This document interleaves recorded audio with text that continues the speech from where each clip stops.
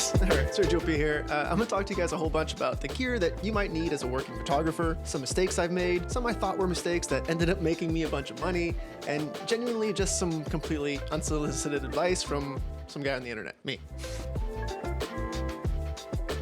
You getting some sniffs? We'll see how long we can do this with her.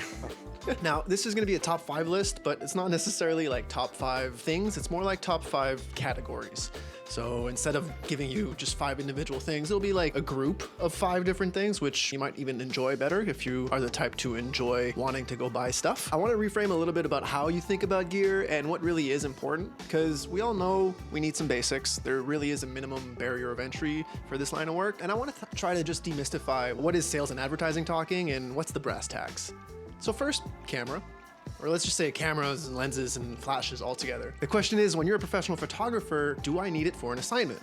And subsequently, can I just get by renting it? Because at the end of the day, we're a business and we're in this to make money. Look, I can be super artsy and tell you, I just want to make another picture, but the truth is, I need money to live another day to create another picture. So if I can manage to take pictures in order to do so, I'll figure out the business side of it. When pros are looking to buy a camera, they're looking to know which one will not limit their specific type of photography. Sure, my requirements as a still life studio photographer are very different than the demands of like a wedding photographer, for example.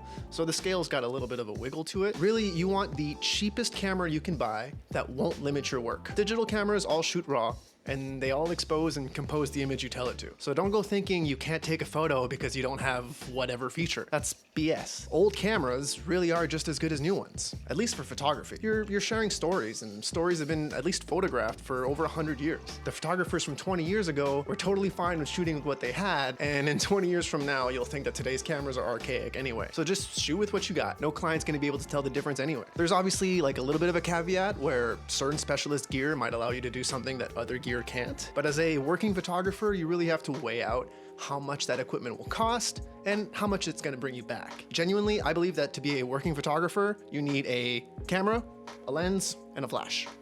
Not the best this and the most that and the fastest whatever. If I had no gear right now, I would go out and buy any full frame camera that's 10 or so years old, some kind of 24-70 equivalent. Here in my work, I shoot everything at f8 and below, so I wouldn't worry about some fancy 2.8 lens. And then I'd just get one of the biggest plug-in flash I can find from some studio that's downsizing or gone out of business. Probably even spend more money on the flash than the actual camera. And that's really all you need to tell the story. The rest is extra. To be frank, I just checked Facebook Marketplace before I started recording, and I can find a 5D Mark III, a 24-105, and a 600 watt Bowens light for $1,200 here in Victoria. And we've got a population of like 300,000. So there, that's your barrier to entry to professional photography. A free YouTube account and $1,200 worth of equipment. Now boom, go shoot a billboard and license it for 15 grand. Numéro 2, you want a good computer. There's no ifs, ands, or buts about it. You want the very best computer you can buy that won't slow you down or make you even for a second think that it's gonna be the limiting factor in your day. Feel however you want about this, but to me, your computer is the most used, maybe the second most used piece of equipment that you're gonna use. So invest in a good one. There's a saying in interior design about not putting low use items in high traffic areas and vice versa. Don't clutter the entrance of your house with items you barely use. You use your computer every day. Don't cheap out because you'll notice it every time you're working on it, which is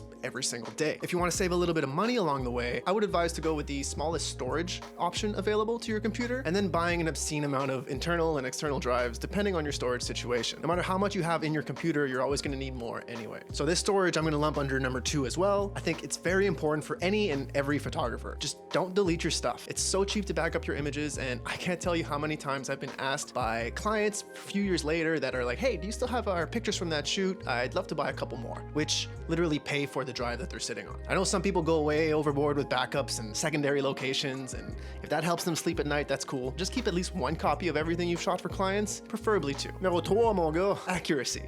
Companies are investing in you to represent their products, their homes, their headshots accurately. So invest in accurately representing your client's stories. Don't give back magenta shifted wedding dresses because you're too cheap to calibrate your monitor, or even just get a $12 gray card from Amazon and never worry about it again. I know you got into photography because there's no rules, and if there were any, they were meant to be broken. But if you're a working professional and you're hired to represent something, someone, or somewhere, make sure your whites are white and your brand's colors are accurate. I think all pros are good. That's kind of like the barrier to entry. We can all expose a shot today, and it's not about what gear we have to accomplish faster results. We're mostly just business entrepreneurs, and it's more important to invest in pieces of equipment or software that will save you time and make you more money. And that's usually the limiting factor when it comes to choosing new gear. Pros need a piece of gear to make an image happen, we'll just go out and get it. But if something won't make us more money, then there's no point in getting it. It's funny how usually when I meet hobbyist photographers, they tend to have way better gear than I do. And I mean, I don't blame them. The cameras are cool, but there's no reason that this camera from 2008 can't expose an image the same way as the latest Nikon RC XF Alpha H5.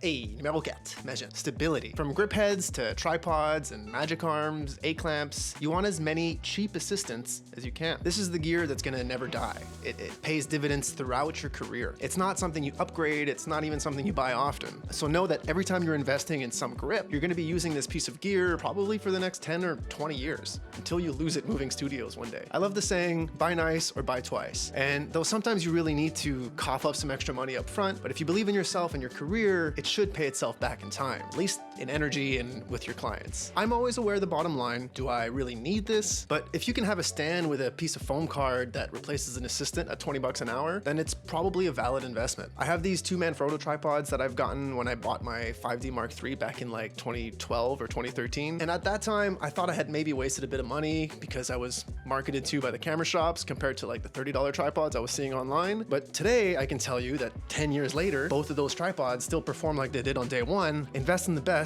and leave the rest. 5 Alive, on est presque fini. You need to test more. If you're not busy shooting, you should get busy shooting. When the clients come rolling, then that's fine, you're still shooting. But in the interim, know that they'll never come knocking if you don't start shooting. And I was guilty of this at first, but invest in quality spec shoots as well. I'm not saying you need a Michelin-rated chef to cook meals for your food photos, but having an experienced prop or food stylist on set with you can take your photos to the next level much more than any lens can, except maybe for like a pro macro lens. Hey, if someone wants to send me one in the mail, that'd be really weird, but sweet. I mean, I'll use it and I'll make some cool visuals for you guys.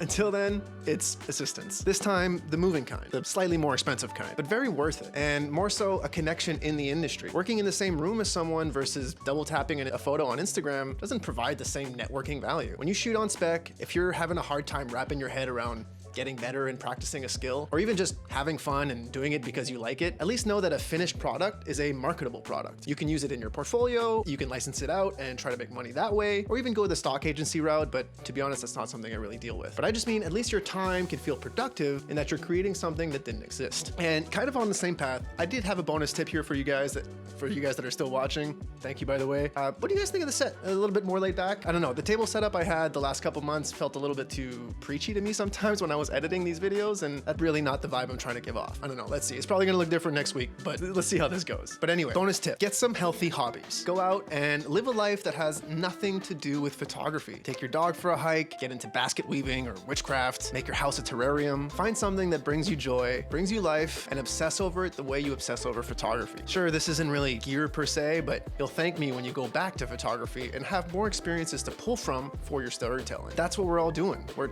telling stories one frame at a time. I read an interesting passage about how today's artists, me included, are creating from a young age, where most of us, what we're pulling from are other pieces of art. Whereas artists of 50 years ago were already adults that had lived a life and were using art to share their stories and document their lives. If you're 17, then what the hell are you really creating that isn't pulling from other art that already exists? I don't know, just a thought. Go out and live, tell us about it, and I'll see you guys next week. Peace.